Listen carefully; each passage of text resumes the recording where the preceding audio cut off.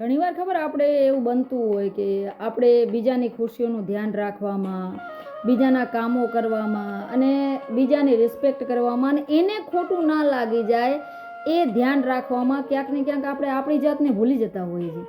આપણે ભૂલી જતા હોઈએ છીએ કે માણસ તો હું પણ જો ખોટું તો મને પણ લાગી શકે છે, ખુશ થવાનો અધિકાર મને પણ છે અને રિસ્પેક્ટ મારી પણ થવી જોઈએ.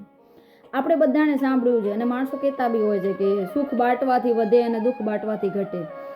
હોઈ શકે કદાચ આની અંદર હકીકત હશે, પણ હું એમ કહું કે શા માટે આપણે કોઈને કહી ત્યારે જ આપણું દુઃખ ઓછું થાય અને શા માટે આપણે આપણી ખુશીઓને કોઈ સાથે શેર કરી ત્યારે જ વધે.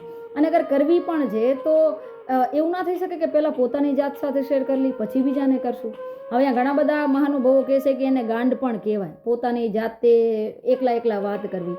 પણ મેં ક્યાંક વાંચ્યું હતું કે it was the best way. આ સૌથી સરસ અને સરળ રસ્તો છે તમારી જાતને મોટિવેટ રાખવાનો પણ અને પોતાની જાતને ખુશ કરવાનો પણ. અને યકીન માનો કે તમારી જાતને તમારાથી વધારે કોઈ જ સારી રીતે નથી સમજી શકતું અને સમજવાનું પણ નથી. અને જો કદાચ તમે તમારી જાત ભેગે નથી આવું કરતા કે નથી તમે તમારી જાતને સમજી રહ્યા, તો આઈ થિંક તમે દુનિયાના સૌથી ખૂબસૂરત અને સૌથી સમજદાર માણસને તમારી સિચ્યુએશન કહેવાનું મિસ કરી રહ્યા છો. પોતાની જાતની રિસ્પેક્ટ કરતા શીખો. બીજા કરે ના કરે કે બીજાની કરો ના કરો, પણ પોતાની પહેલાં કરો.